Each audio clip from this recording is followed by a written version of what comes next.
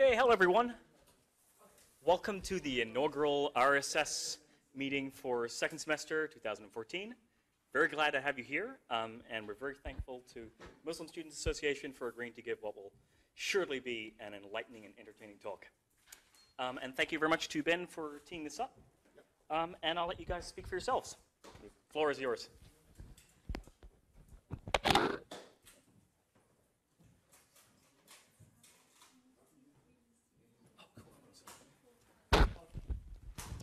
Sit where you like here. Here's just a little clip there.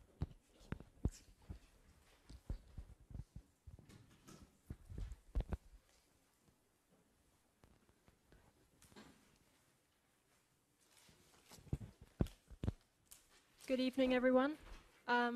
Thank you so much for coming along and for being one of those Facebook people that said attending and actually attended.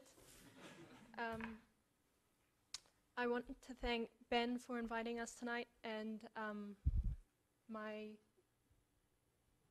brothers in faith and humanity. I want to thank Hassan and Tarek, even though he's not here.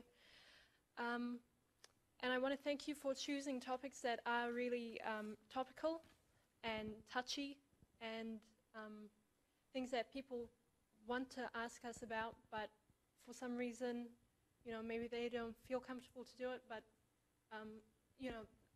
thank you for addressing the white elephants in the room.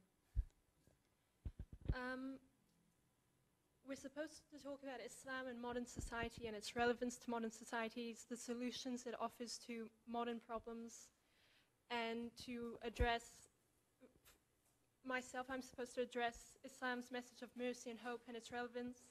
I'm supposed to talk about how it overcomes hatred. I'm supposed to mention the founding principles of my faith, such as equality.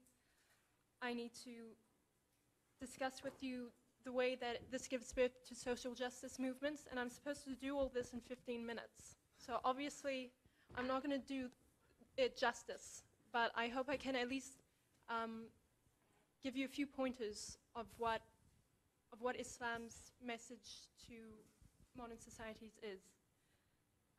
I want to make it clear that we are Muslim, but we don't speak for our faith. We speak about our faith.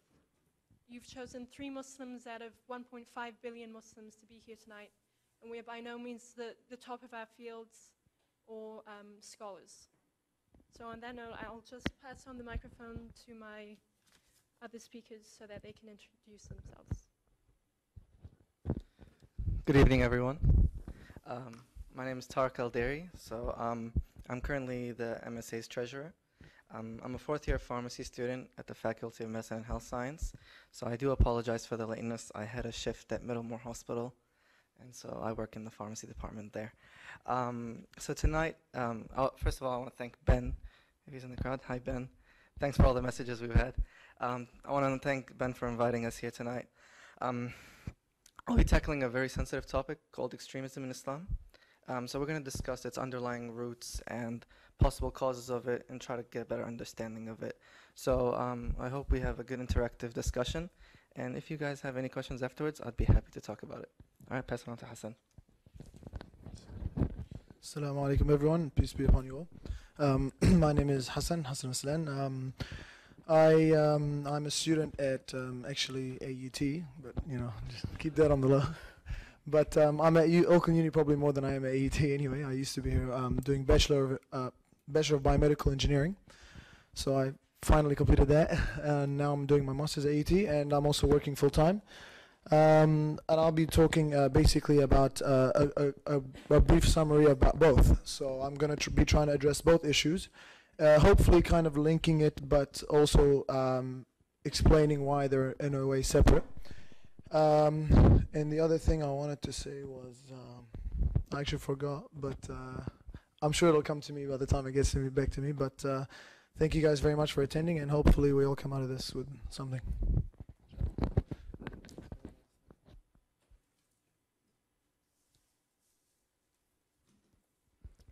So speaking about the relevance of Islam to modern societies, although you're all thinking people, it's worth looking well, trying to look objectively at our societies, all societies, Western and non-Western, that exist today.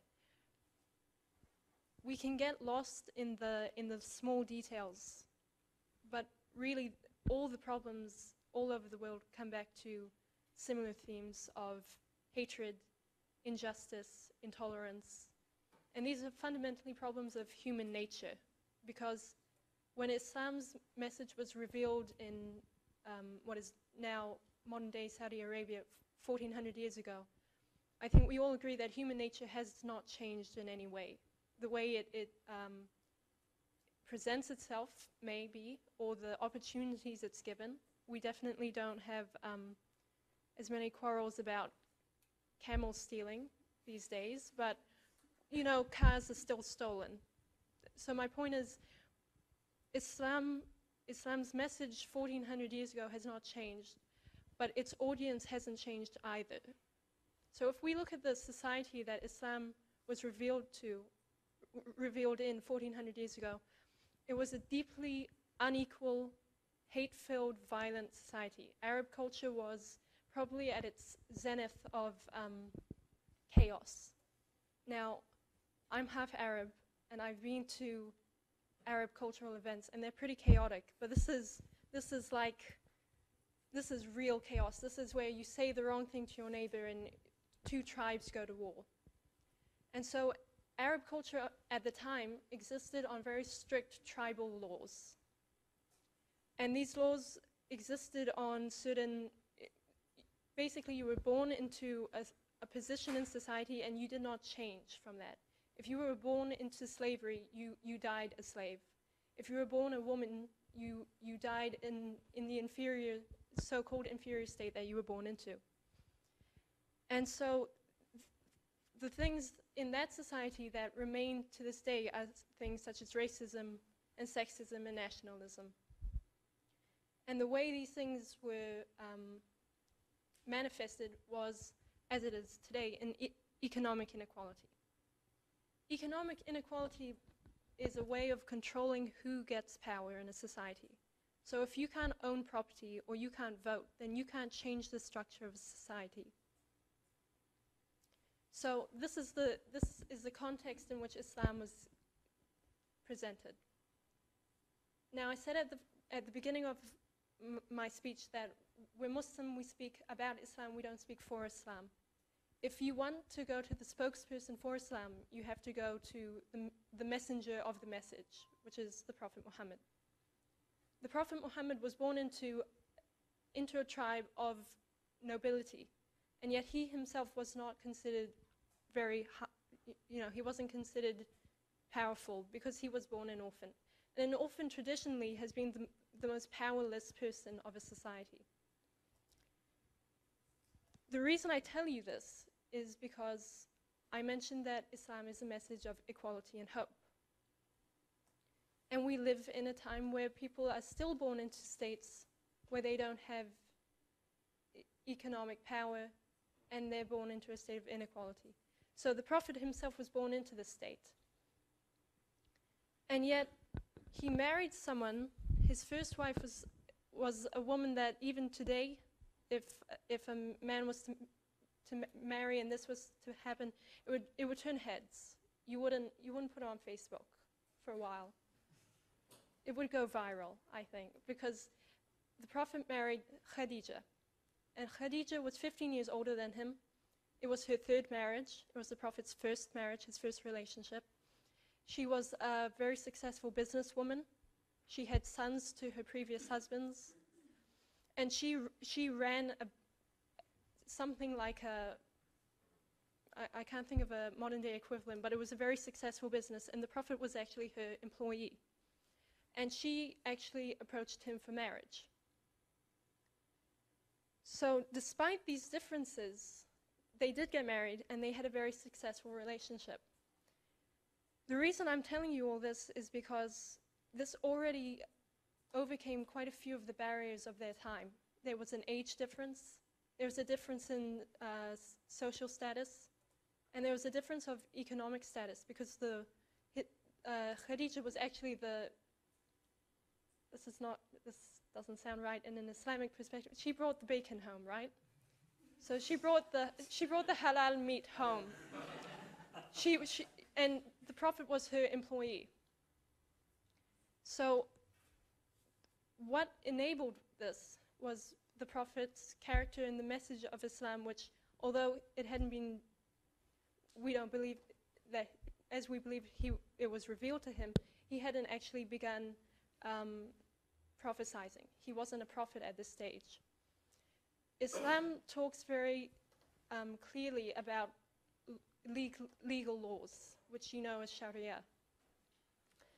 And so the law of the time was one in which a woman got married and her assets were her property of her husband. This is something which Islam very clearly prevents. It says that when a man and woman get married, what belonged to the woman before marriage remains hers after the marriage. If she would like to give it to her husband, then she's welcome to, but this remains hers. Islam gives very clear laws on divorce and what is to be done with property afterwards. Islam also gives very clear laws on paying the amount that is given to a woman upon marriage so that she continues to own some of her own wealth. So the Prophet's marriage to his first wife overcame these barriers of ageism. I think you need to call the security. They locked this building. Did they lock the building? Oh, that's why we're in here. Do you want to check if the back door? Or the top. Oh yeah, the top looks like it's actually.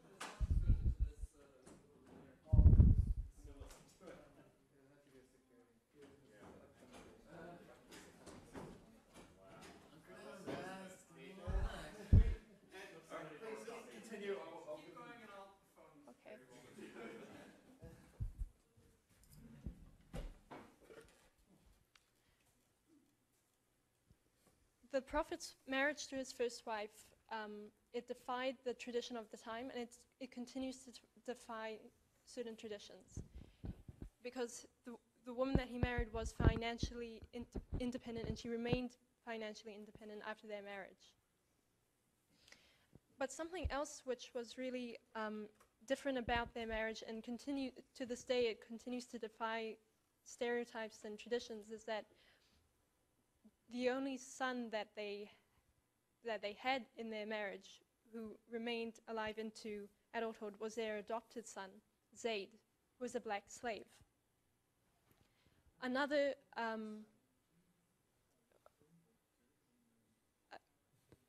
sorry, I'm listening into the conversation. So I mentioned at the start that hatred is something that existed in the time of the Prophet and exists now. And I talked about sexism, but racism is also a very strong form of hatred. And the Prophet's adoption of Zayd continues to defy that the stereotype of sort of Arab supremacy, which has, unfortunately, we see it today in certain rhetoric in the Arab world. What is interesting about these differences about the marriage of the Prophet and Khadija is that these are two people, Khadija and Zayd, who traditionally shouldn't have had power in their societies. Khadija was born a woman, she was divorced, she had children. This is a situation which many women are in today, and they're in a very vulnerable position because of it. And yet, because of the laws of Islam and because of the character of the Prophet, she actually thrived in Islam, and she was the first convert to Islam. And the position of Zayd was released from slavery when he was adopted, and he was the first male convert to Islam, the first black male convert to Islam. So what's the relevance of this to today's world? Well, economic inequality still exists. It still exists in Southeast Asia, in the Arab world, in the Middle East, in countries which claim to be Muslim, in nominally Muslim-led countries. But a social justice initiative, which has really changed the financial situation of many vulnerable people, has been microfinance and microcredit, which were created by another Muhammad Yunus.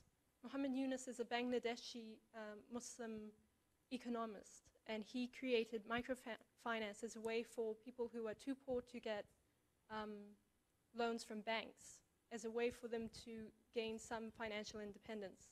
So microfinance has been really, really successful in countries like Bangladesh, where women have traditionally been controlled by very cultural, oppressive laws and traditions. It has made them financially independent. It has made them in control of their businesses, just as Khadija was a successful businesswoman. And it has returned some of the equality to economics in those countries. So I wanted to sort of just highlight those things. I can't give an in-depth talk about it because of time, but in terms of modern day society and what Islam has to offer modern problems, I think Tara can talk a little bit more about that. Thank you.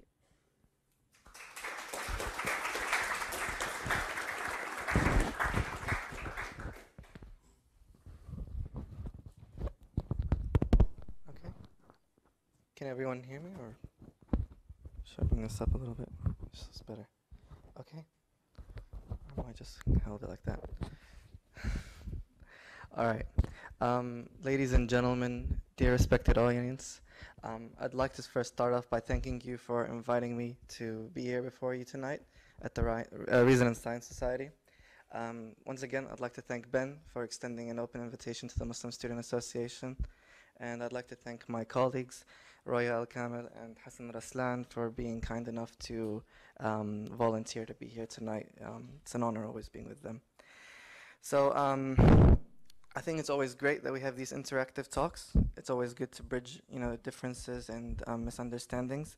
And I think this is a way that we move to progressing as a society to being a more inclusive, pluralistic society. So thanks again for that. So I think for many of us, when we open up the news, it's hard not to feel pessimistic. If you look around in the Middle East, and especially all three of us, it's a very difficult time. I think this is one of the darkest periods Muslim society as a whole has experienced. And since September 11, the whole course of history has been changed, and I think it's an irreversible change. And because of September 11, we've noticed an increased number of wars, sectarian violences, revenge attacks, hatred attacks. So it's not the best time to be for the Muslim world. So on the surface, we might attribute these failures to being some intrinsic flaw within Islam, right? Because we as a society, and we're all guilty of this, it's not a big problem, but we like to find a common denominator. We like to link things together, and we like to say, well, there's got to be something going on. And so for us here in the West, not being exposed to exactly what's going on there, it's easy to say, well, yeah, it's Islam's that's the problem. It's the fundamentalist views and the fanatic views of Islam and these radical jihadists who are the problem. So that's our perception. Our perception is that extremism is within the very core of Islam. So we're going to be talking about that tonight and try to address what really the issues are. So extremism and radicalization are undoubtedly major issues in the Islamic world and in the West. We don't dispute that. And since 2001 though, the US administration's so-called war on terror has, however, only increased and exponentially expanded the amount of terrorist organizations across the world. If we look across Syria and Iraq, we have the new formation of the Islamic State of Iraq and Syria, ISIS, otherwise known as Islamic State. They emerged overnight. Within April of 2013, now they are the most dominant military power across Syria and Iraq, stronger than the Syrian and Iraqi government. If we look in Afghanistan and Pakistan, you've got the Taliban and you've got Al-Qaeda. And these two groups alone dominate both the governments that are there. Go to the Horn of Africa and you've got Al-Shabaab in Somalia. And you know, they've carried out their terrorist attacks in Ethiopia and Kenya and other parts of that region. And more, you know, recently in the news we saw Boko Haram in Nigeria kidnapped 200 Christian girls and forced them into converting. So I mean, it's for us, you know, this is something that undoubtedly, you know, raises a lot of question marks for people on, you know, observing the news.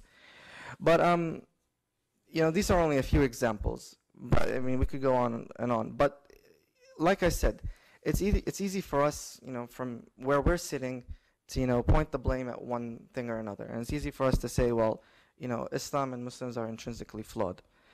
But, you know, this is one quote that I really like, and I think I apply it to all aspects of life. And it says, what we don't understand, we fear.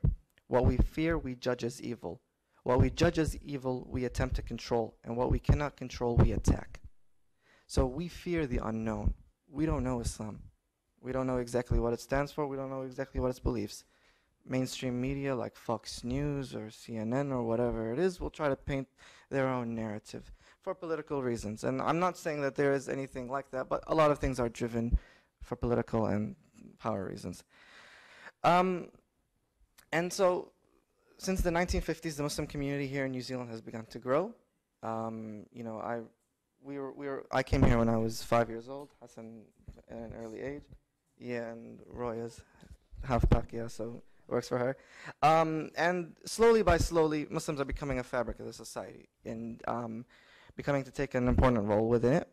But they still haven't fully integrated into society as much as they should. And that's a problem, which has continued to allow for these, you know, negative connotations and stereotypes to occur. But at the same time, even, you know, non-Muslims, if you hear the word Muslim, it's easy to stereotype, you know, terrorist, extremist, fundamentalist, you know, when we attach to Muslim. So that's become a very dangerous cycle that we try to label people.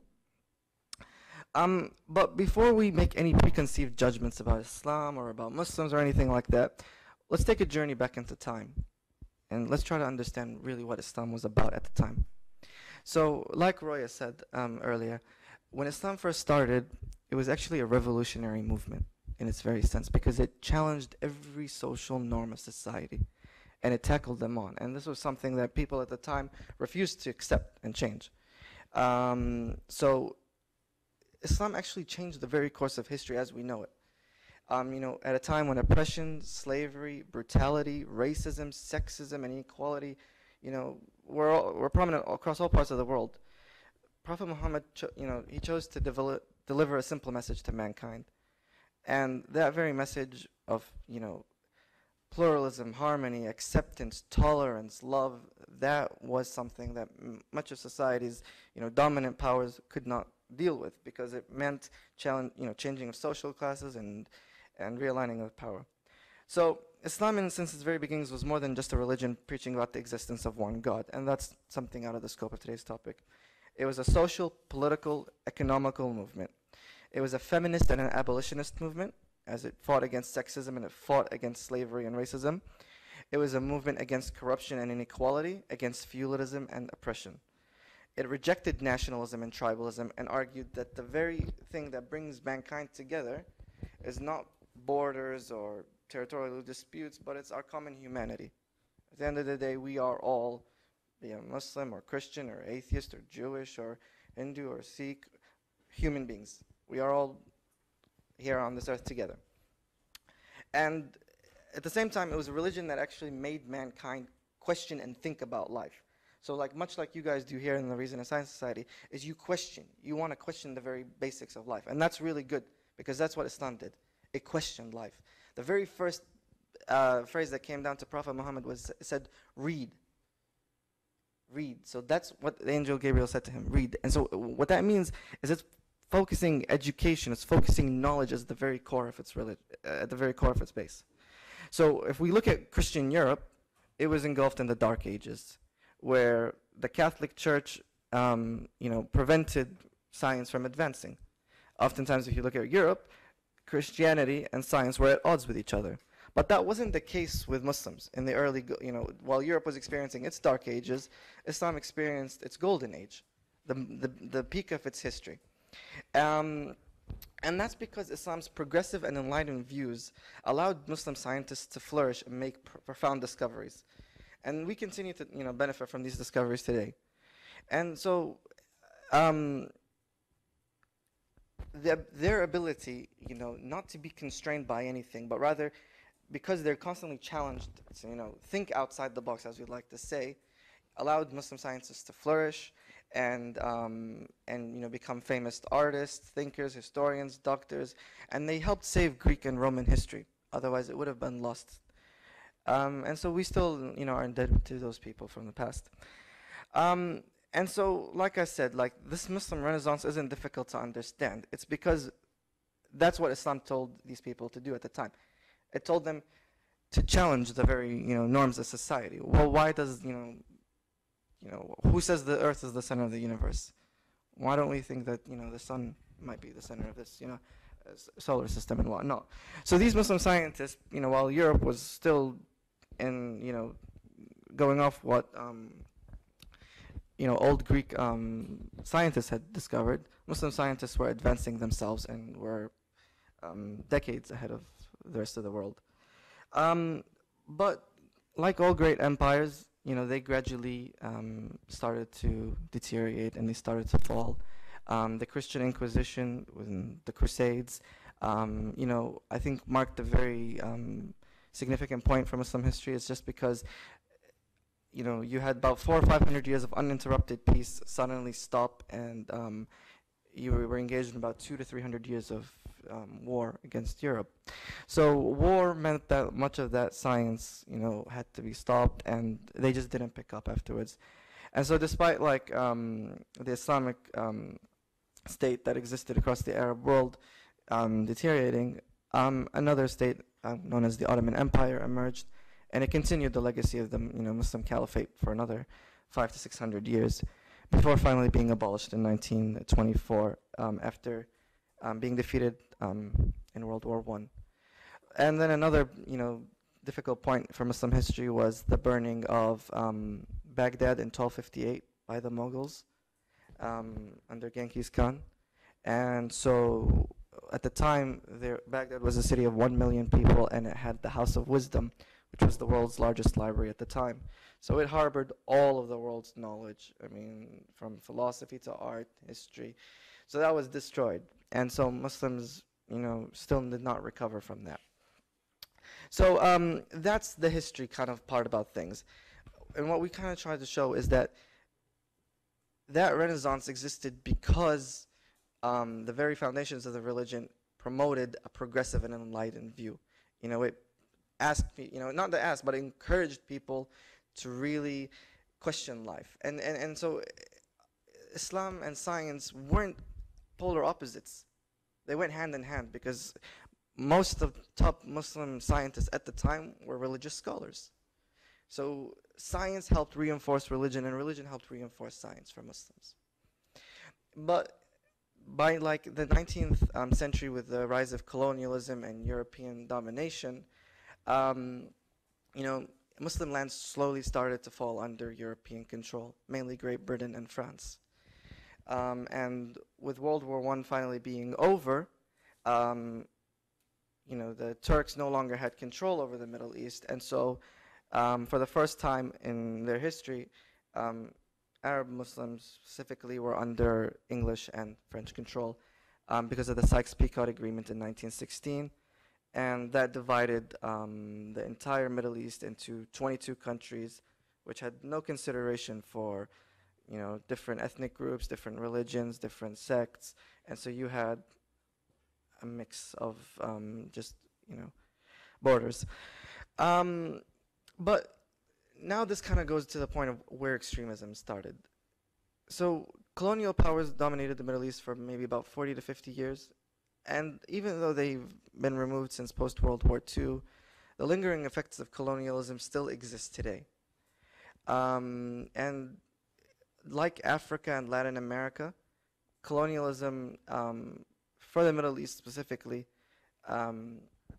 exists through these proxy governments.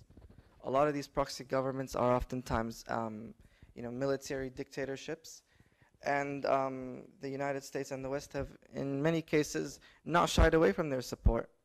One example I can give you is in Syria, where I think many of you are aware that Bashar al-Assad and his government have waged a massive war against the public and cost more than 200,000 lives.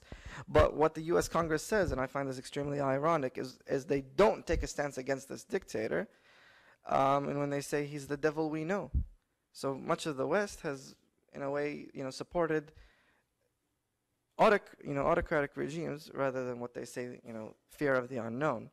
Or in Egypt, for example, where for the first time in 7,000 years of history, there's a democratic election, and then after a year, the military-backed, regime, the military overthrows the regime and comes into power, and then John Kerry comes in and says, "Oh well, congratulations to the Egyptian government for restoring democracy."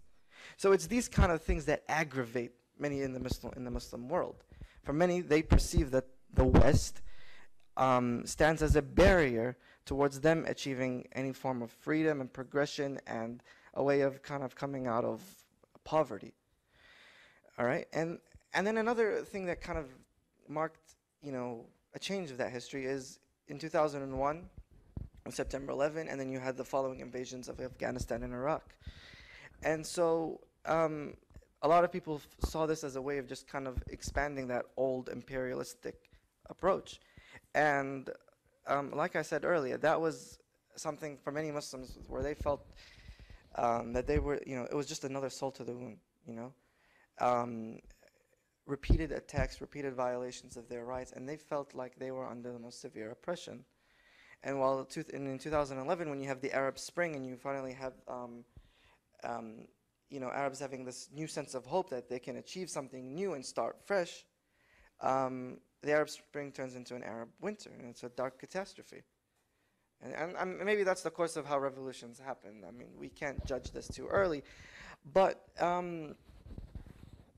it goes back to the thing is that much of the revolutions failed, and because while Arabs looked, for instance, in Syria, where Arabs thought that the West would help them in moving towards democracy, they felt that the West, in fact, actually helped the Assad regime stay in power, which has led to the largest humanitarian crisis in the 21st century. And so 1.5 million dead Iraqis, invasions of Afghanistan and Iraq, drone strikes in Pakistan, Yemen, and Somalia that kill thousands every year, has only bred more anger and hatred. And that goes to what Roya had said. It's anger and hatred that is what we see very, very dominant in today's society. And, aggressive capitalistic approaches which have left many in the Muslim world in extreme poverty, is the perfect, time, where radicalism can happen and occur.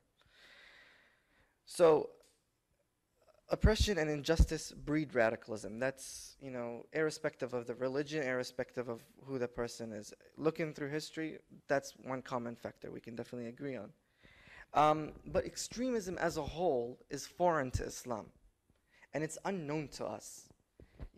Prior to the 1980s, there was no such thing as Al-Qaeda and Taliban. I think some of you might be aware that Al-Qaeda and Taliban were actually the CIA's backing and creation in the 1980s against the Soviet Union, right? So, we did not, and I know I can say from our parents' generation, these such things did, never were around. But suddenly, we noticed them become, taking such a dominant force. And maybe if you look at 2001, Al-Qaeda may have had 1,000 fighters spread across the mountains of Afghanistan. And then suddenly the United States goes in, and next thing we realize their fighters are in the thousands. So they've allowed, they've created this tense environment which has allowed some flawed people within this religion to exploit it and recruit some of these people who feel like they're helpless. Because when they feel like all other forms of, justice are taken away from them, they're going to look to something else. And so sometimes they look at Al-Qaeda, or they look at Taliban, or they look at ISIS as the only form of way for them to get what they really want, and that's justice and freedom. So the international community has failed the Muslim world. For many Muslims, and I'll give you, and you look at Palestine right now, where Israel is above the law, and that's it. Israel bombs and kills children, and it will make up some of its own excuses. So don't be surprised if you look at the person in Gaza and they're, full of anger, because it's not easy to see children getting, killed in a UN school, and then Israel just makes up some random excuse. And we all know that Israel is not going to be taken to the International Criminal Court. And even the United Nations and the International Criminal Court is just a US house of fun where they do whatever they want. There is no such thing as real justice and law. If there was such thing as real justice and law, we would not be having what we're seeing today. So for the child to witness rape and murder before their own eyes, don't expect them to grow up unscarred and happy. The human heart is really difficult to treat, irrespective of who that person is. And so when you've lost everything, resistance and violence can often become the only option. So, ladies and gentlemen, extremism will exist in every group and every society. Within Islam, Christianity, Judaism, within atheist and agnostic societies, Hindu, Sikh, Buddhist, there will be fundamentally extremist people. That's the nature of how things are going to be. But if you want to understand what the real causes of extremism are, within some parts of the Muslim world, it's because of the lingering effects of colonialism and injustice. It's because of capitalism and racism that Muslims have experienced. The European idea of manifest destiny, where the world belongs to us and it doesn't matter with the inferior person, has made people feel in many parts of the Muslim world that they can no longer trust that there will be justice. So they look for alternatives. But to be perfectly clear, we all overwhelmingly, and most overwhelming, the majority of Muslims strongly condemn all forms of violence, and we reject all terrorist organizations and groups. And we do not condone any hatred towards any group. We support pluralism, acceptance, tolerance, harmony. And because of globalization now, there is no such thing as one identity. Respect towards every religion, every faith, every ideology, every group is a must. Otherwise, we will not have a progressive society.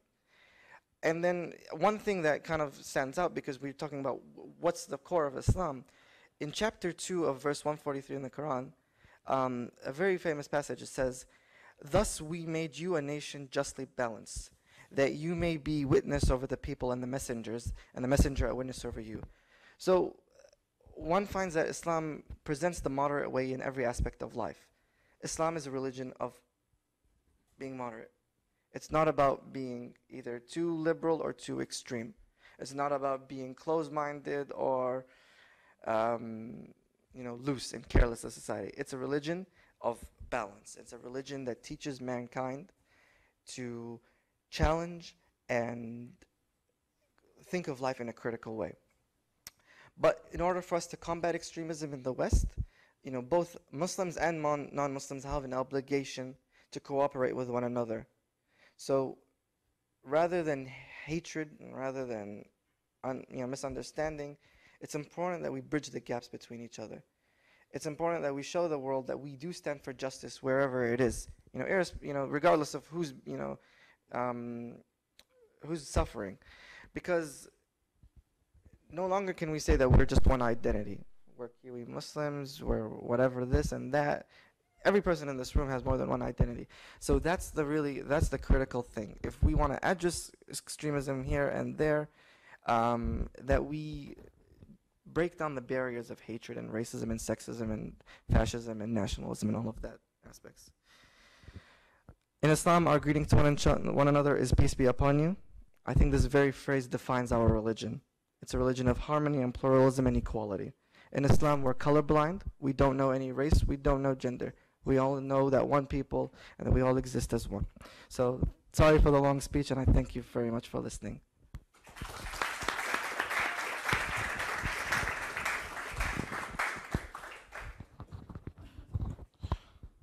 All right. Can everyone hear me? Is this good? Yep. I think my voice is all right anyway. So actually, before I start, I actually remembered what I wanted to say. And I actually wanted to apologize to RSS for sending in my blurb so late. As you guys might know, it was Eid yesterday, which marks the end of Ramadan. And as you guys can appreciate, it must have been a very hectic time. So, albeit very delicious time, because we could eat. But yes, I do apologize to that. Okay, Bismillah ar-Rahman ar-Rahim. So when I read the blurb about today's conversation or today's topic, there were two main points that I felt needed to be addressed. The first one was Islam in modern societies, and does it play a role in modern societies, and can it play a role in modern societies? And the second one was addressing extremism and radicalization from an Islamic perspective. Now, extremism has, while it has only surfaced recently, different forms of it have kind of been there, ever since, anyone can remember. Basically, it just means something which falls out of the norm and is in an extreme case. And as we all must know, that it's not just in Islam, obviously, it's in anything, as Tariq mentioned. So, yeah, and the root causes of this extremism, in a way, is similar. So you can, to find out the problems of extremism, it can be similar within all these different forms of extremism. And since, it's kind of independent of the time or the place or whatever, I feel that these two different points are kind of separate topics, and so I will be addressing them in a way separately. So, approaching the point of extremism. Now, Brother Tariq talked about extremism from the view of a political stance and, how extremism came about and the birth of extremism. I'm going to be talking about it more on a religious point of view and, the individuals themselves who commit acts of extremism, whether or not, it's justified and why do they do it, etc., etc. So, so extremism, before I get into that, the very important point which everyone has to be conscious of is extremism is just a label. So, I mean, it's, in a way, it's, I can go as far as to say it's a point of view, because, saying someone is extremist, for example, doesn't really give me that much information about who this person is or what his beliefs are. In fact, some people in Islam can view other Muslims as extremists, and, saying, like I said, just the term extremism is a very general term. Now, having said that, we all know one thing is that it's associated with bad, extremists, bad, and rightfully so. Now, this has been used a lot, obviously. This concept has been used a lot for political gains and stuff, just as Tariq mentioned.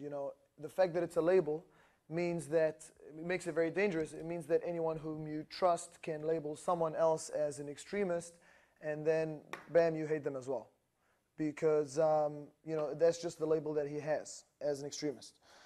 Having said that, and, all that aside, obviously there are a few people who do things which are, or commit acts which are wrong and do fall out of the teachings, for example, of Islam or Christianity or Judaism or whatever, or humanity in general, and do things, in fact, un-Islamic, if you will. So, but going back to that first point of labels, who am I to say who's right and who's wrong, what they're doing is right, what they're doing is wrong, me personally. So the answer to this, and how you find the answer to this, goes back to understanding the teachings of Islam, because, it follows suit that if you understand the teachings of Islam, then you know what is right and what is wrong, obviously. If you want to understand something, you have to learn it. So as an engineer, biomedical engineer is kind of qualifies as an engineer, so I'm going to call myself as an engineer. But as an engineer, we learn, you have a problem. To fix the problem, you find the root of the problem, and in order to find the root of the problem, you have to find what's causing it. So, in applying this same kind of process to extremism. And sorry, let's just be clear. There's a point I want to mention. By extremists, I am talking about people who genuinely feel like what they're doing is right, or who genuinely believe in what they're doing, and not people who know what's right and what's wrong and are using it for political gains, or are using it for, their own gains or whatever. So that's just something to be clear. That's who I'm talking about when I talk about extremists. So, in saying that, people who do commit extremist acts genuinely believe that what they're doing is right and they're doing it for that, you can deduce one of 2 points. Either they are in fact right, and Islam does teach all this extremist stuff, the bad stuff that you see on the news, or these people don't actually understand what Islam actually teaches. These are 2 things that you can kind of deduce from this. So in addressing the first point, I think Brother Tariq mentioned a lot about this, so did Sister Roya at the beginning. And that is, I can open a whole discussion about what Islam teaches and why it doesn't preach, extremism or terrorism or whatever. But, suffice to say that just one main point, which is there are over 1.6 billion Muslims in the world. So if Islam truly taught, extremist acts and extremism, there'd be a lot more problems in the world, I'd say. But so that's the first point, and it's so this leads me to the second point, which I believe is the root cause of the problem, and that is lack of education. This is a very important point in Islam and with Muslims, is that a lot of Muslims who commit a lot of acts don't actually know why they're doing it, and don't actually know the basis behind why they're doing it. And it is important to realize that there are 2 parties involved. The first being institutions or governments or external parties or this kind of things, which stop this education from, or proper education from, reaching this populace. We got the door open, so awesome. Yeah, so it stops. That's all right. So it stops this proper education from reaching, the people. And the second party, which is at fault, is the individual themselves, because it is the job of the individual to learn for himself what is right and what is wrong. And we believe that, in Judgment Day, God is not going to judge anyone for what anyone else did. God is going to judge you for what you did and what you know. So Islam places a very important focus and emphasis on one to educate themselves, in essence, and stop worshipping. In the Quran, it's mentioned several times. Stop worshipping what their fathers or grandfathers worshipped, or which in a way is to say, stop following just what people are doing. Stop just following what everyone is doing.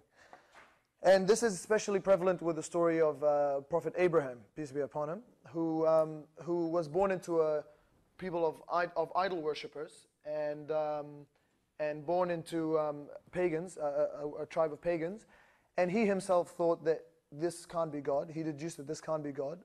These idols cannot be my God, and I will go find God myself. So, having said that, by relating that to extremism, a lot of people who do commit extremist acts or are extreme follow teachings without actually following up on the teachings, if you may. And another very big problem, which plays an important role in extremism, is, in Islam we have a balance between faith and logic. So we like to feel that we have faith and logic perfectly balanced, because you cannot have one without the other, in a religion especially. So extremism is what drives people more in extremism is emotion. A lot of extremism and a lot of extremist acts are driven by emotion, in fact, which kind of leaves the whole logic part out. And this, in a way, also relates to education and lack thereof. So the combination of these 2 can be very dangerous. The combination of lack of education and driven emotion can be very dangerous, and we have seen it today, nowadays in society. Obviously, being pressured by external factors, as Brother Tariq was mentioning and stuff, doesn't help, to say the least.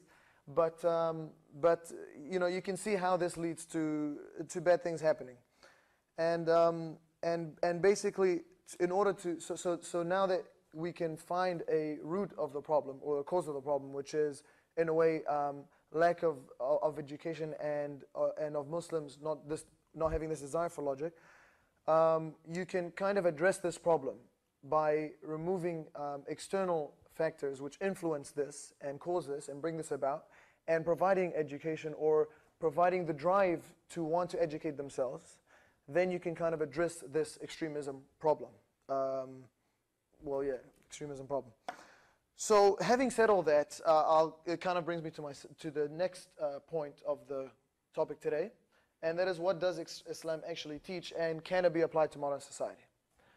Well, I'd like to start this point off by saying that in 1948, after World War II, the Declaration of Human Rights was established. And this was, I'm sure we all know, established in order to give all humans equal rights, and to be applied for society. Now, obviously, this wasn't applied straight away, and in a way, it's still kind of being applied, unfortunately. But it was only applied really recently when you see things like the apartheid in South Africa, or the treatment of blacks in, for example, America. You see that it obviously wasn't applied straight away.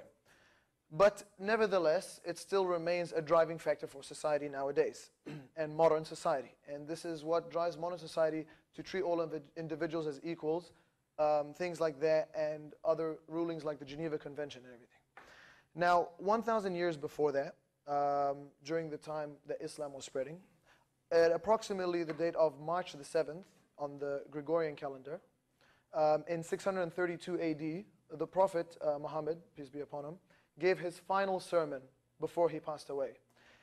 And in this sermon, amongst a lot of other things, he decreed a sort of Bill of Rights, in a way, which was done in a lot the same way as the Declaration of Human Rights was done, giving everyone equal rights, and leaving, as Sister Roya was saying, sex out of it, gender out of it. It was encompassing a lot of things. And it was basically lessons for how Muslims should treat each other, non-Muslims, and women and stuff. And I do put an emphasis on women because, I mean, obviously, like Roya said, before Islam, and even recently, and in all different societies, women were not seen as equal to men. So this came in order to abolish that, and it decreased rights over each other. And it even came with rulings about treatment of, in fact, a lot of things, in fact, almost all aspects in life, such as, treatment of the environment, treatment of animals, treatment of, even simple things such as water or children, or it was all encompassing. And this was the teachings of Islam when the Prophet was talking about it. So, for example, and this was, I mean, going back to the point of linking it to modern society, this was before all these organizations were developed for the exact same reason that Islam was trying to teach. So, for example, I mean, before SPCA was ever made, Islam was, in Islam it's prohibited to hunt for sport. So you cannot hunt animals for just purely for sport. And for example, Islam promotes taking care of the environment and planting trees, saying that it is greatly rewarding. And even during conquests, the Prophet forbade anyone to damage any plants. So I mean, you can imagine that if you're going to war, I think plants is the last thing you're going to be thinking about. I don't know about you guys, but So I mean, saying that it just shows how important this stuff was to preserve this, even if going into a different place during conquests. So I mean, another thing is, for example, the Prophet prohibited the setting of animals to fight each other, like dog fights and cockfights and all that stuff. So this stuff was all established as the teachings of Islam. And a lot of these can be seen nowadays, especially in a place like New Zealand. And I do say this seriously. We are all privileged to live in a place like New Zealand. which is very different to a lot of other places in the world, least of all the Arab countries, I will say that. And New Zealand prides itself in being clean and green. The modern society prides itself in being clean and green. And Islam it promotes that, as I was saying. And for example, the Prophet said that cleanliness is actually a part of the faith. So, it shows that it shows that even simple thing like taking care of, the cleanliness is a part of your faith. And he mentioned there are a lot of ways of doing good deeds. The least of all can be just to move something that would cause injury of someone out of harm's way. And this is a very small scale thing, but applied in a modern society, this is exactly what modern society teaches and what it emphasizes. And these examples are being now established, have been established recently, and are still being in fact established, even though they still exist in Islam, which shows that there are no conflict between the two. And to that, I'd like to conclude with a quote from the final sermon, and just a brief explanation.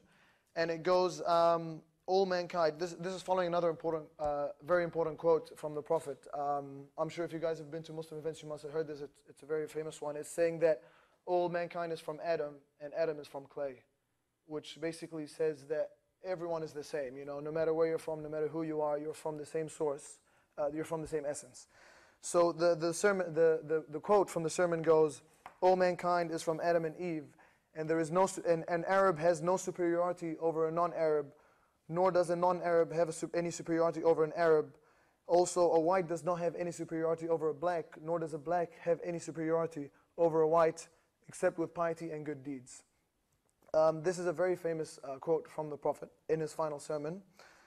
And basically, in Islam, we believe that these rulings which lead us to look after the environment, to look after other human beings, to look after animals, etc., are from rulings from God, and we believe Allah, which is God, to be the lawgiver. Laws falling onto Him, and so we believe these laws and rulings to be divine. And in this case, it cannot be corrupted, or it should not be corrupted by, for example, leaders or people who claim to be leaders who use it for their own gains, which does happen, and for example, political leaders who like to use that. So, and another big example of that is Sister Roya was just telling me is that, for example, when atrocities happen in Bangladesh, and the UN, in fact, in Bosnia, and the UN basically, removed itself and did not want to do anything about that because of the differences in ethnicities and stuff involved. So in Islam, we believe that these rulings cannot be reversed because they come from a more important source, and this is why the teachings of modern society fall back and are the same, in fact, in correlation with the teachings of Islam. And it's up to the individual themselves to find that, be it not Muslim or non-Muslim or whatever, to find that and apply it themselves. So thank you very much. Thank you, sir.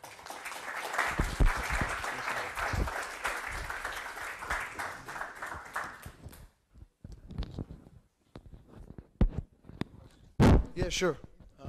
Go ahead. Do you want to give a quick...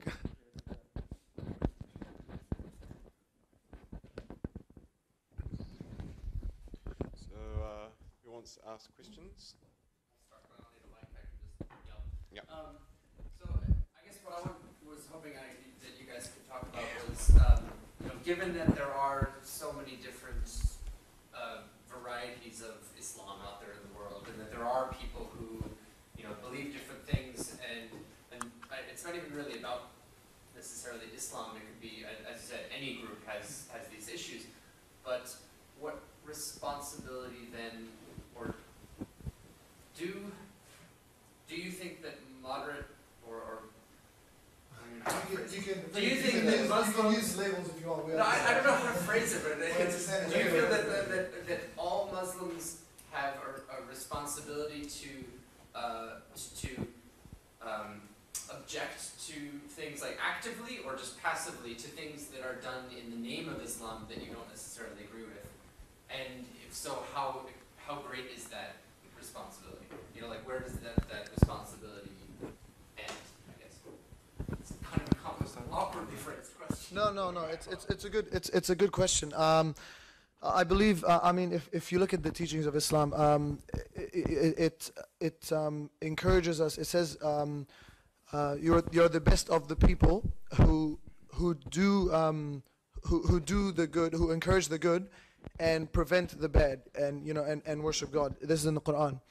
So, and another thing, for example, is the Prophet, which goes to that, is the Prophet, peace be upon him, said that if you see a wrong happening, and this is, he didn't state for Muslims or for non-Muslims, so this is in fact also for Islam. If you see a wrong happening, you try and go against it with, he said, your hands, like with actively, and if you can't, then speak against it with your mouth, and if you can't, then at least be against it with your heart.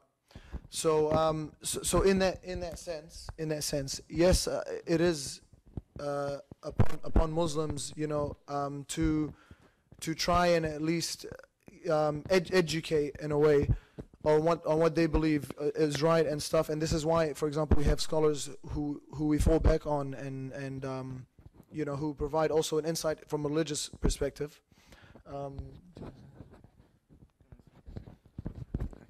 I think definitely that not just Muslims, but anyone who sees any form of, corruption has an obligation to both be, active and passively, against it. I think one point that I wanted to kind of go off of what Hassan said earlier, a lot of the things that you see that are maybe, you have a question mark around it stems from a lack of education. And that's a really big problem that we have right now in many parts of the Muslim world. Like I said earlier, there's a lot of poverty going on, and poverty with lack of education is a really bad mix. So that's, I mean, look, it's easy for us. I'll come to your question in just a second.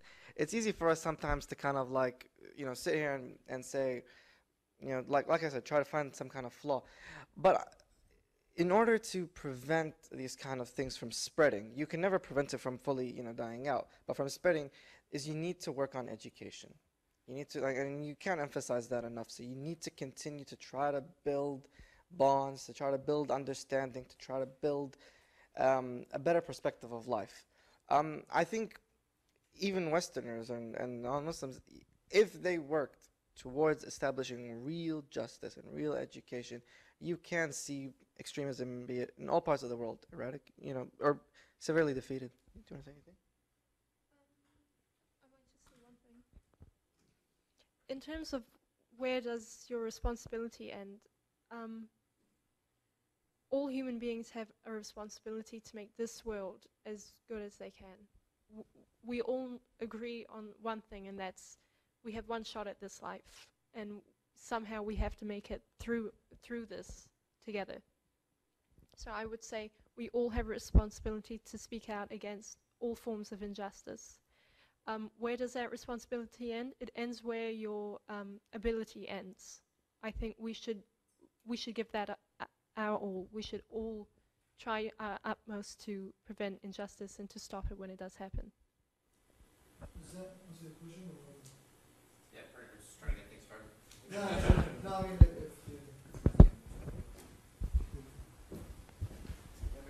Yeah, did you have the question? Oh yeah, like I totally agree that education is an important way of raising people up and helping them to make the world a better place. And then we all have the same responsibility to do the best we can. Yeah. But I understand like a lot of the suicide bombers, like in Iraq, for example, were actually highly educated people, engineers, and well-educated people who've been through university, and you wouldn't really call them uneducated. So it's maybe, it doesn't seem to be a solution in their case.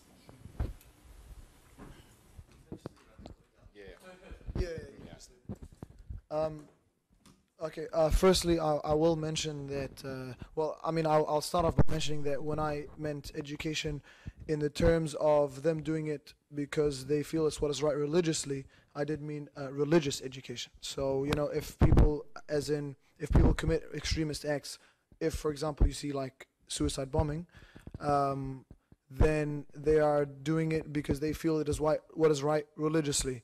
Do they know this, and have they made sure of this? Is what I'm saying.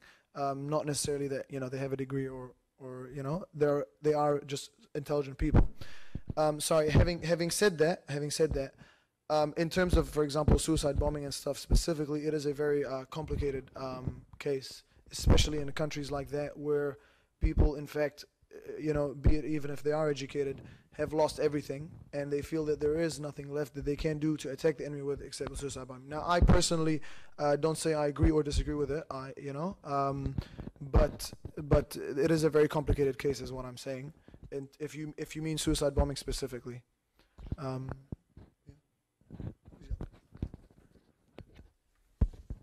Speaking about education, there's a strong link between being educated and being employed. The profile of the suicide bomber is a young, dark-skinned man who is unemployed. And when we say education, there's no sticking someone in a classroom 5 days a week is not going to improve their chances of life unless attending school and gaining an education gives you other opportunities in life. As you rightly pointed out, most of these people are educated, highly educated, but what they have in common is a lack of other opportunities in life. I totally agree, we can't tie everyone with one feather. And I may disagree with you putting Fox News as mainstream media. Point out that the largest shareholder in that company actually is a Muslim. He's also one of the largest bankrollers of the Islamic Center in New York that Fox News bangs on about being a terror mosque.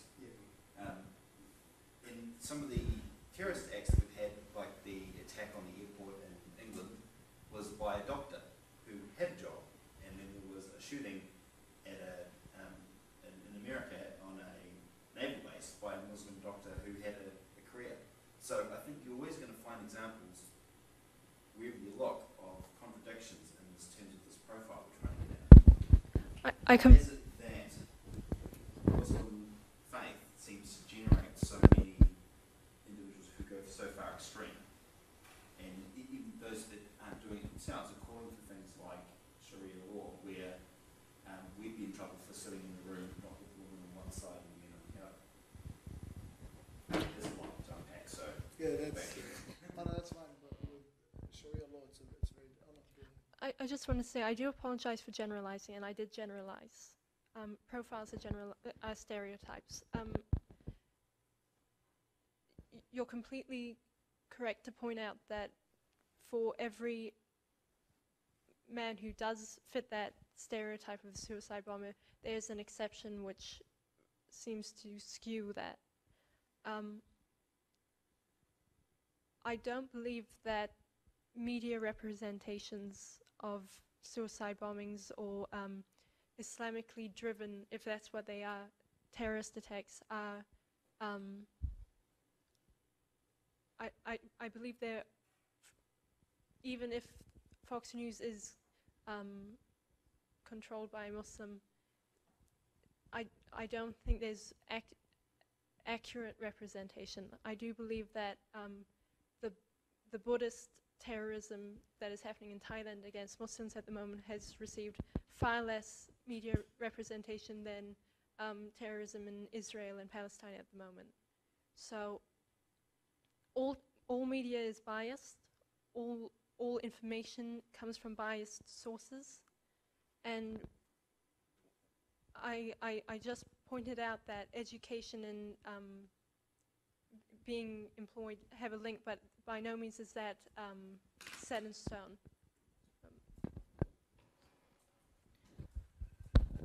I'll answer two of your questions real quickly. When we mean education, we don't mean like going to med school or becoming an engineer or, whatever. You can be book smart, and then there's something called street smart. And so like Roy said, there are some exceptions, and like you guys pointed out, you'll find the occasional highly educated person who commits these kind of attacks. But you have to understand that there is some, people, a lot of times, and, irrespective of who they are, sometimes are driven by emotion. we can't sit here and apologize for everyone because we don't represent everyone. We represent ourselves. We try to represent our faith in the best way possible.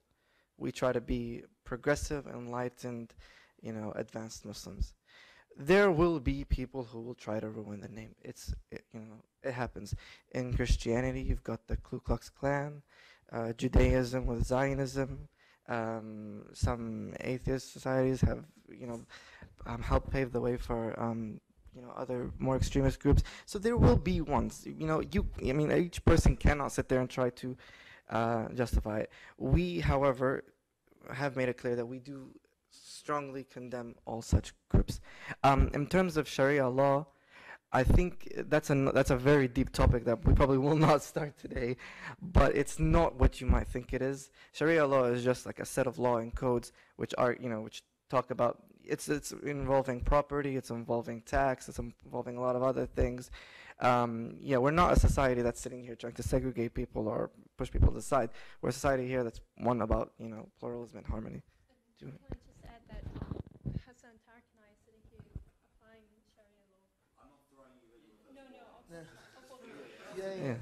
That Sharia law is a very broad concept too, that it's not necessarily interpreted uniformly. So you're saying that people trying to apply it could mean almost anything. I will also just say, It's a range. yeah.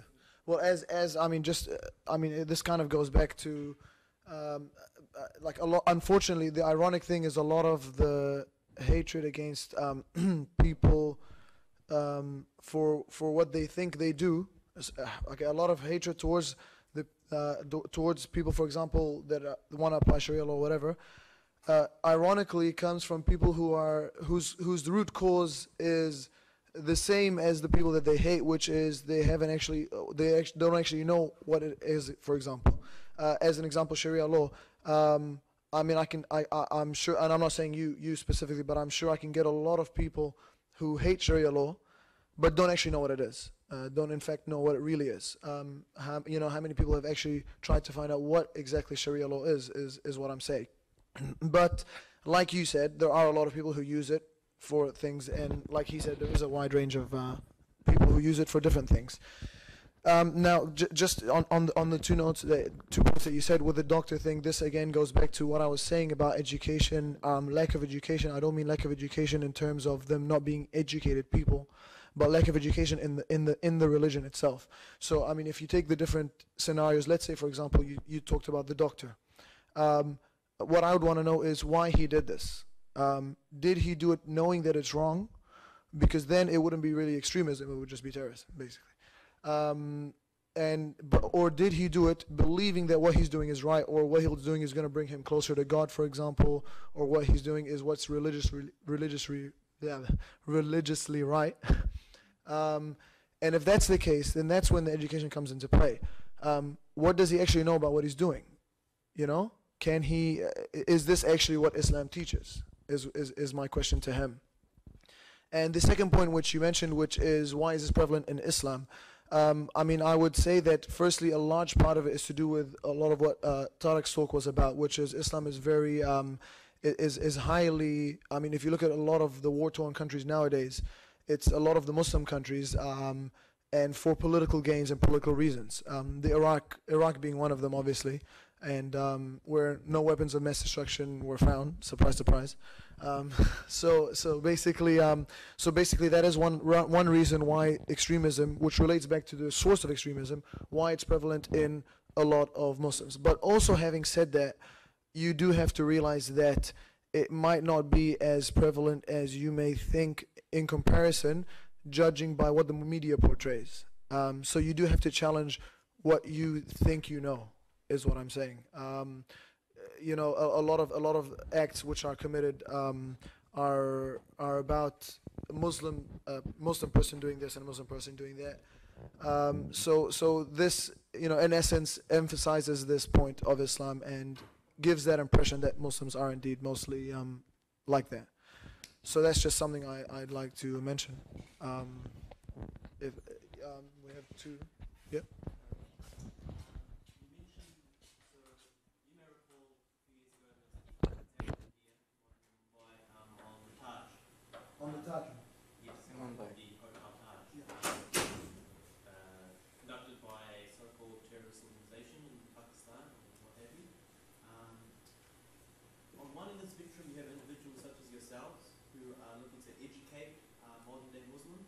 trying to get them to the level that you have been raised and have grown to understand. And on another spectrum, on the other, other end of the spectrum, you have individuals who will dramatize such events. I'm not sure if you guys have known this, but there in India, the big Bollywood industry, they just absolutely love these kind of things, occurring, especially in the country. Not love, sorry, I say that very, very poorly, but the media industry, they thrive off this kind of these events, and they will make movies which will essentially promote individuals to hate Arabs and Islam and people who conduct such terrorist acts. What's being done in modern-day society to prevent these people from making such films and further provoking more hate? Whereas you've got, on one end, you people doing such a great job, you've got the other end of society who's just as educated, but they're doing the exact opposite. What's going on there?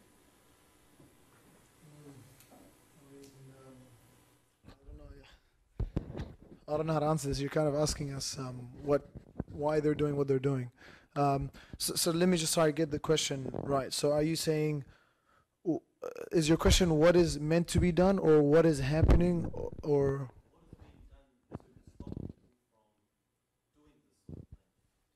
As in, What should society do, or what is society doing to stop, further hatred and racism, and what can we do to break down these barriers? What is society going to do to break down these barriers? well, I mean. Question correct, Karen?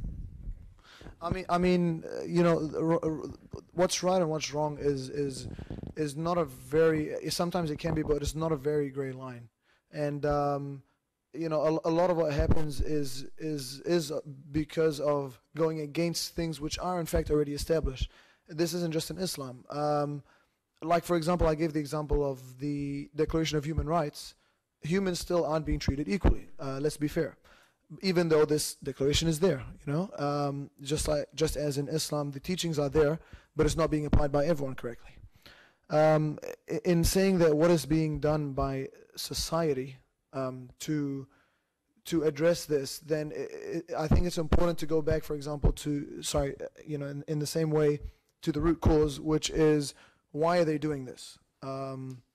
And why they're doing this, I believe, is because they believe that Islam, for example, poses a threat, or that Islam is, doing this badly or stuff.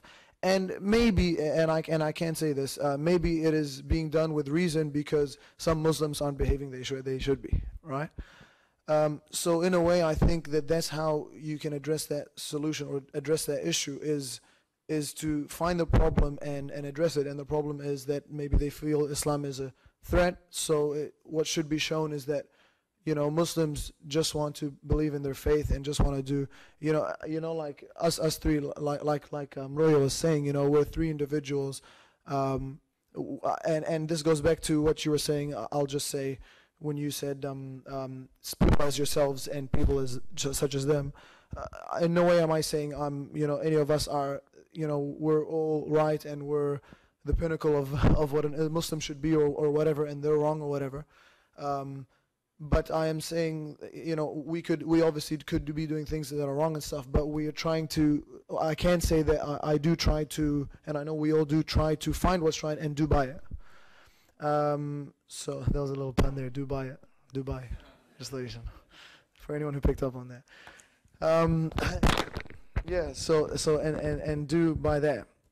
So I think that could be a solution, is to address that point, which is Islam isn't in fact a threat to what they believe, or isn't, and Muslims themselves sometimes, some individuals do overreact.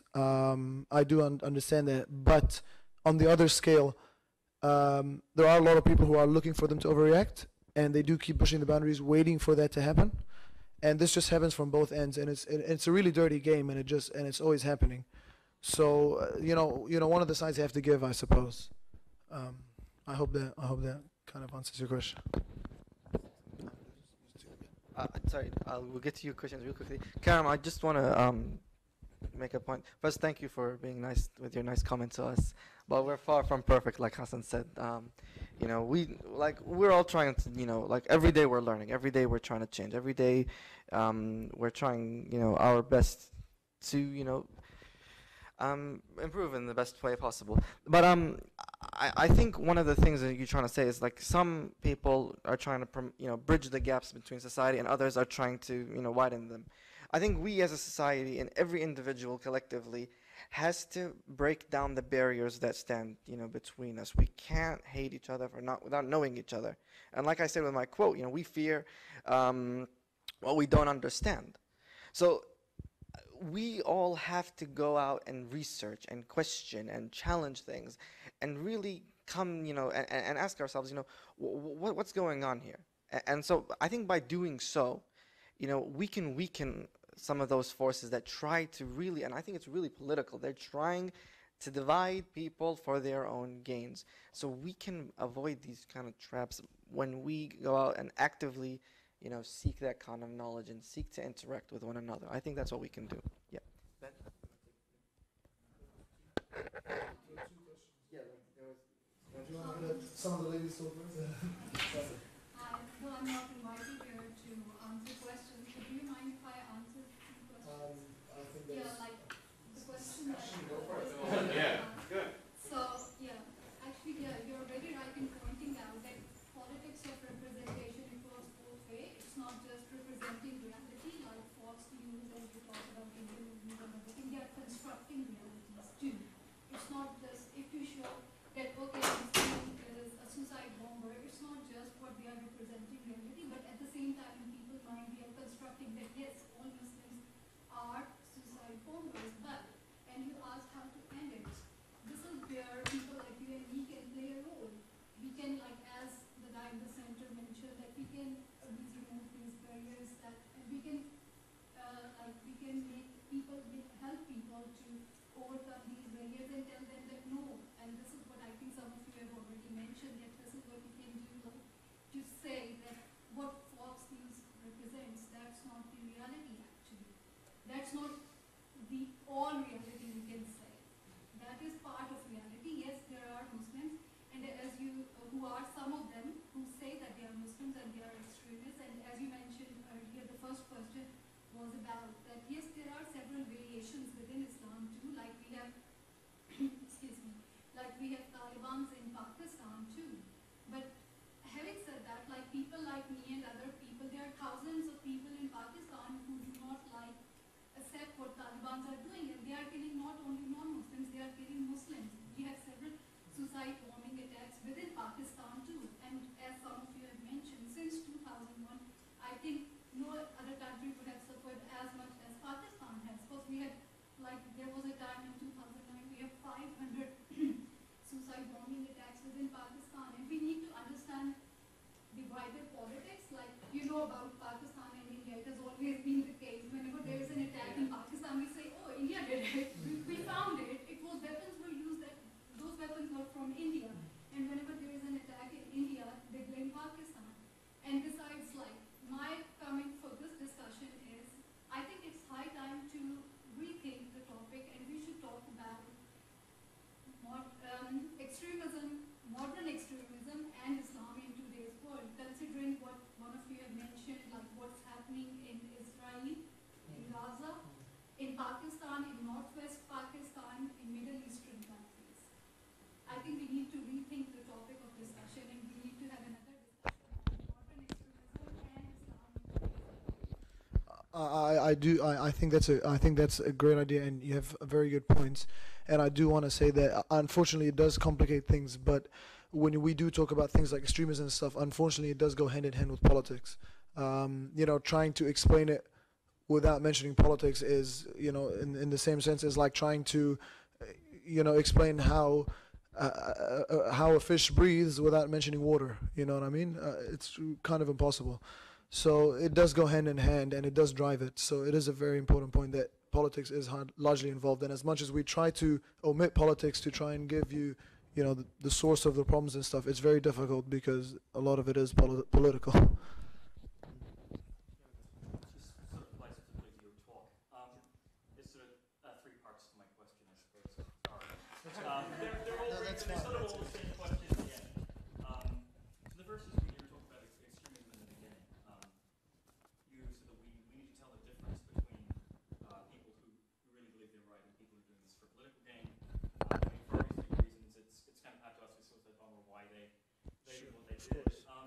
leave tapes behind. They leave letters. So the first part of the question is, well, how do you assess that integrity? How do you assess why? But it sort of leads into the next part, which was that you said it's the job of the individual to learn what is right and what is wrong. And I'm assuming, and please correct me if I'm wrong, that you probably believe there's a definite right and wrong within the context of Islam. And then, sorry, please correct me if that's wrong. Sorry, what do you mean definite right and wrong in terms of what specifically? Yeah, an absolute right or wrong. There's a definite right. Like, or wrong. don't kill. That's a definite wrong.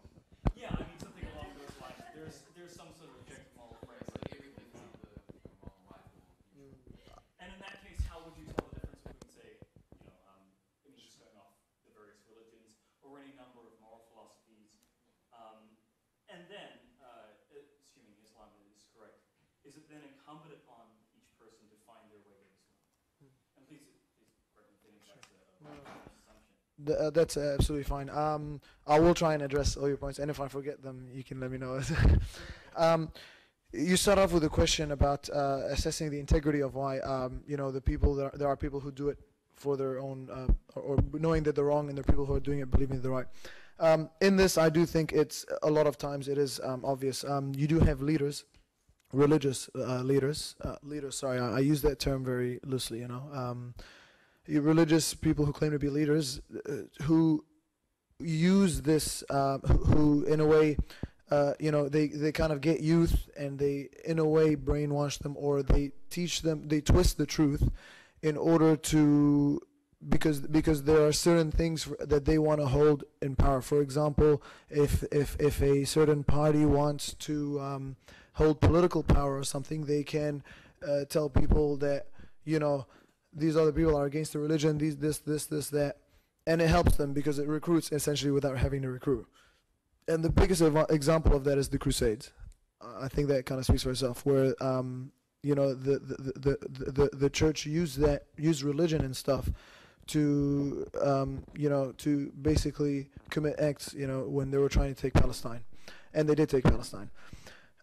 So there's that, and then there's the other people who are in a way working for them in a sense, who are doing what they're doing, believing wholeheartedly that what they're doing will bring them closer to God, or what they're doing is right.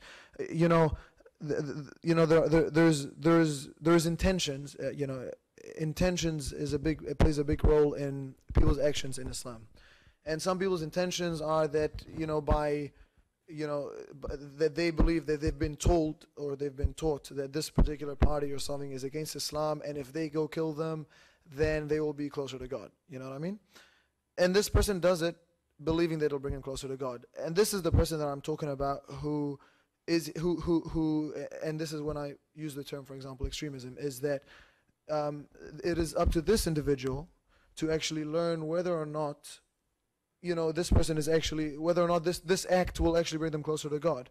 And I think, going back to the second part of my topic, from what I've said about what Islam teaches, it in fact won't, unless under specific circumstances. For example, they're the oppressors and they're just defending themselves and stuff. There's a lot of rulings behind it, but basically that's why I'm making that distinction, because there is that, and then there's the people who know it's wrong and they're just doing it just for their own political gains, and they know it's not going to bring them closer to God. They know that it's not religious. They know that they don't care. They don't give a crap.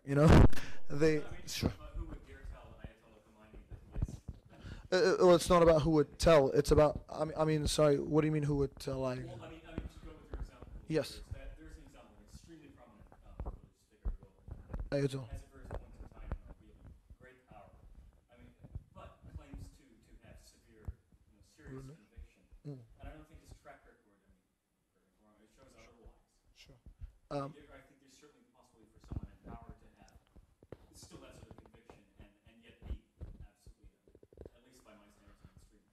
Well, if that's fair enough, and that's why I'm making that distinction, is that if he truly is convinced, he does have the conviction that that what he's doing is right, or that what he's doing, and like I'm saying, it's not my place to say what's right and what's wrong.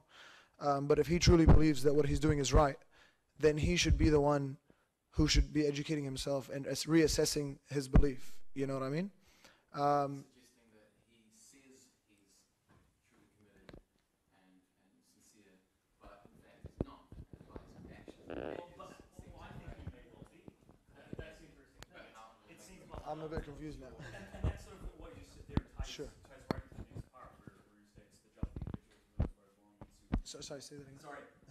You say it's the job of the individual to learn what is right and wrong. Yes. And that he needs to reassess his beliefs, perhaps. But I guess, so you would say there is definitely an objective right and wrong. No, I wouldn't. I mean, no, I personally don't think that you can just, bring two columns and put everything in either one column or the other. There are rulings in Islam, and this is why also Ru'ya started off with that point, which was saying that we aren't actually scholars. And this is why we do have scholars, because if everything was the definite right or wrong that was just in front of us, and we didn't have to actually look for anything, then we wouldn't really need scholars, I suppose. Sure. It's close, but not quite my point. I mean, I'm not saying that it's, sure. it's necessarily laid out right in Islam or in any religion or in any context, but that there would be underlying that would define eventually, perhaps with enough scholarship or revelation, a true right or wrong. Right, I see. A final right or wrong. Yeah. Yes, I see what you mean. I think believing people believe that there is an objective right and wrong, but we cross the line of hubris when we believe that our understanding of it is perfect, and we've reached that point where, yep, we've got it, we know what's right and wrong. My application and practice of Islam is far from perfect, and I will die in a state of imperfection. I won't be certain, I will never be certain that what I'm doing is the right or wrong thing, but I do believe that it's worth seeking and questioning and constantly looking and hoping I get closer to it. I by no means have reached that stage and never will.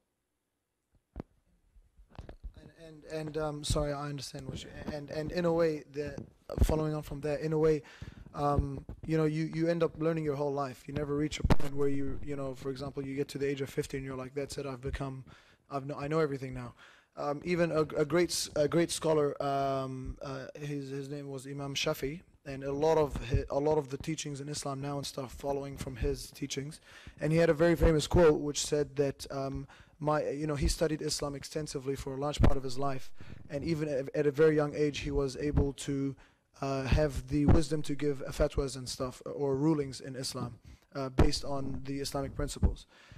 And even he, who knew a lot of the religion, probably better than anyone at his time, said that my opinion is what's right, or what I say is right is what's right, but it can possibly be wrong, and other people who are going against it are wrong, but they can also be right.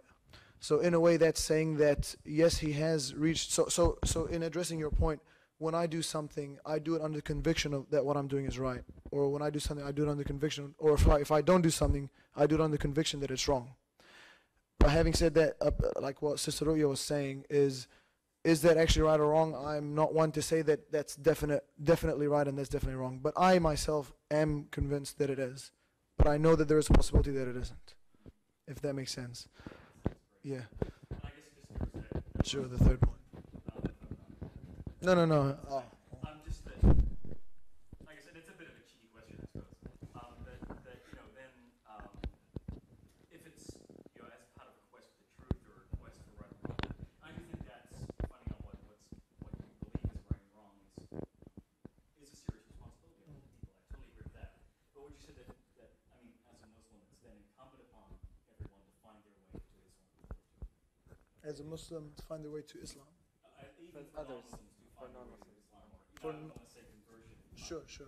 So you mean for non-Muslim? Well, I mean, in Islam itself, there's no compulsion in religion. That's in the Quran. But even Muslims themselves, and this goes back to, unfortunately, a lot of Muslims, they believe just in what is told to them by their parents, for example. And this is a big problem because in essence, you're just repeating the same. If there are mistakes, you're repeating the same mistakes. And this goes back to my story about why, and this is one of my favorite stories about Prophet Abraham. His is one of my favorite stories because he challenged the norm and he decided to find out what the truth was himself. He decided that he doesn't want to just follow what everyone is doing, and he was scrutinized for it, and he was in a way punished for it. But he did it believing that that is what is right.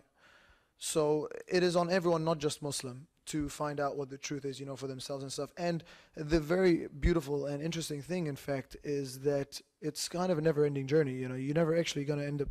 I don't believe that you're ever going to end up to a point where you say, "That's it. I know everything, and I'm done." Even the Prophet himself, peace be upon him, who was in fact the one who gave the message of Islam, asked God to hold his heart firm on Islam and what is right. So even he is the one he prayed for to get shown what is right and what is wrong, and that just signifies the fact that at any point in time, like I said, most people think that it's a journey where you go through that journey and then there's an end. But sometimes it's a never-ending journey, and that's not a bad thing. That's in fact a good thing, is that you spend your whole life learning, you spend your whole life changing, you spend your whole life finding out different things, what is right and what is wrong. And I can tell you, now I believe in a lot of things that I didn't believe, for example, 10 years ago, or, I know things that I didn't know 10 years ago, and this has, I feel, made me a better person. And it's just a never-ending quest, and in a way also, for a Muslim, this is a form of worship. So, that's why they're encouraged to always do this. And this, on another side, obviously, they don't believe it's a form of worship, but for non-Muslims, I think it's the same principle for them. In terms of you're saying someone going into Islam or someone going to Christianity or whatever, for us, for example, as Muslims, we must feel it's very unfair to expect, for example, a Christian to enter Islam if we ourselves are not prepared to read the Bible and know about Christianity. Because it's a bit, it's double standards in a way, and you end up, all that does is make you better and just keeps you learning and it keeps you developing, and it's just it's an ongoing journey, I suppose. I hope that. I think we should be clear when Hassan said it's incumbent on all people to find their way to Islam. We don't mean that in a way that you should all start, looking into Islam and well you've attended the course, so where are your Qur'ans? Why aren't you reading? That's not what we mean. We mean it's incumbent on every person to look and to search and to seek knowledge and the truth. That's what we mean. Sorry, I know you have a question, but I just wanted to say, I was born Muslim to Muslim parents, but my, approach to Islam is because of my own conviction. It's because I really believe that, I want to be a better person. So, and like what Hassan means is like, to find the thing. My, I became closer to my religion. I became more attached to it when I felt like I wanted to really, challenge life. And I looked around me, and I still look around me, and I say, is what's going on right? So, and I think maybe when I first started university 6 years ago, I was a much different person to how I am now. So a lot of the things that used to maybe have defined me in the past, are no longer, things that are, attributed to me. And I'm on a quest, and I will never, reach what I want. But I will keep, looking, and I will keep questioning, and, those things will help build me. They will help make me a better person. And so that's really something that's, what we wanted to try to deliver today. But yeah. You want a question? Yeah, those are great answers. Thank you. I have to run and catch a bus, but thank you so much for your time. It's been wonderful. It's my pleasure. Yeah, very happy to have you all. Thanks very very much. much. Thanks. Do you want one last one, or? Oh, it's up to you guys. We're good. I presume as a Muslim, everyone faces their belief in the Quran. Sorry, I can't hear you. No, it's fine. I'm saying, as a Muslim, I presume that all of you base your beliefs on the Quran and the Hadith. Yes. And in that category of Muslims, I guess you can include certain extremists and people such as yourself who are trying to spread peace and educate people. But with those extremists or who think they're carrying out God's will, do you worry that beliefs, your beliefs, which are drawn from the Quran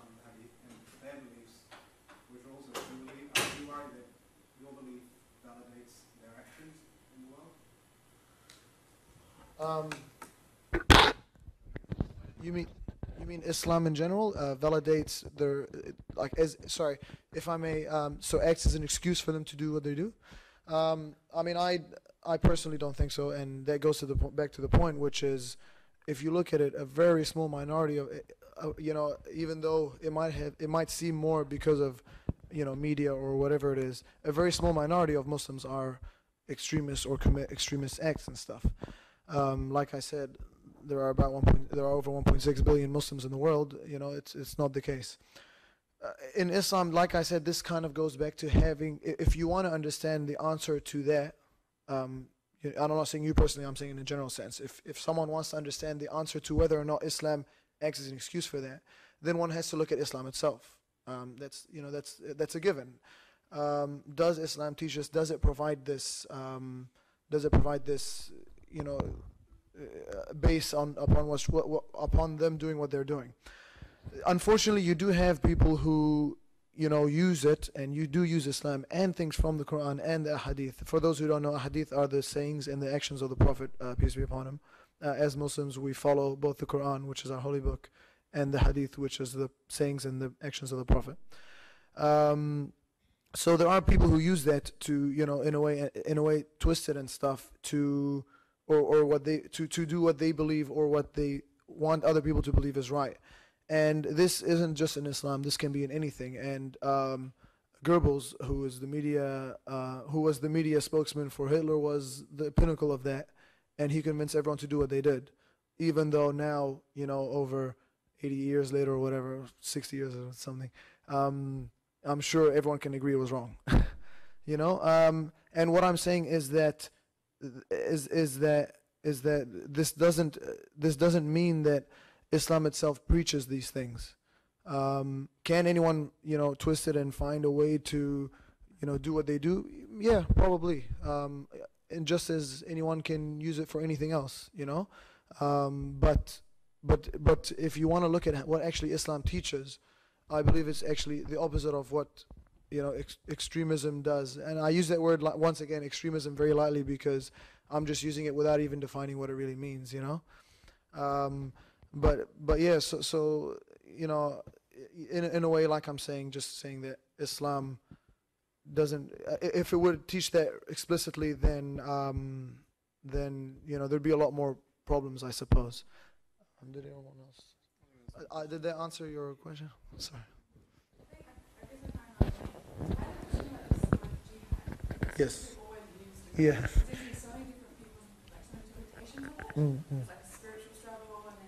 Of course. Sure.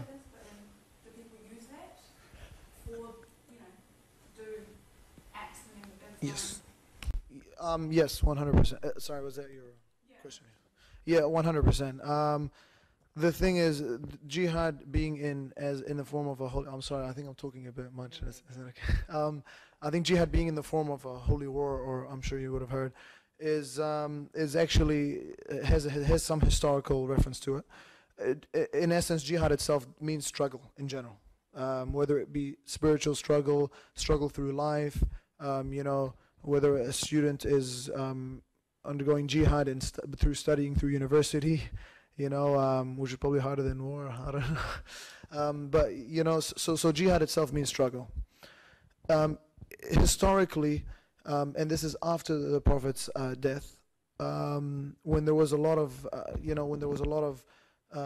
conquests for Islam and against Islam, jihad was brought into a light in terms of war, saying that this is a struggle for Muslims themselves to be able to establish their faith or to be able to practice their faith because it was being attacked. And this is essentially in a way where this jihad being a holy war sprouted, you know.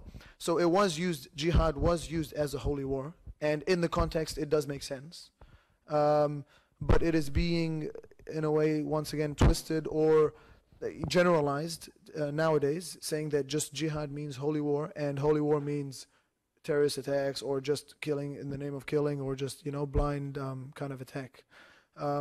So that's why nowadays even and unfortunately a lot of this goes back to the point of educating ourselves as Muslims or whatever, a lot of Muslims don't even know this, you know? And unfortunately, a lot of Muslims, you know, you see them and they are like, oh, you know, jihad, brother, I'm going to go commit jihad in Syria or whatever, and I'm going to, and it just, I mean, once again, like I said, it can be in the context of holy war. That's not to say it's not, but it means a lot more than that. It means struggle in general. So it could be, you know, a personal struggle or whatever. Yeah. And add on that, when the Prophet came back from, it was a time when the Muslims were being extremely oppressed and murdered and tortured and beaten. He came back from a reactionary battle, and he told his comrades, we've left the lesser jihad for the greater jihad, meaning struggling against ourselves. So definitely struggling against yourself is the highest and the hardest struggle.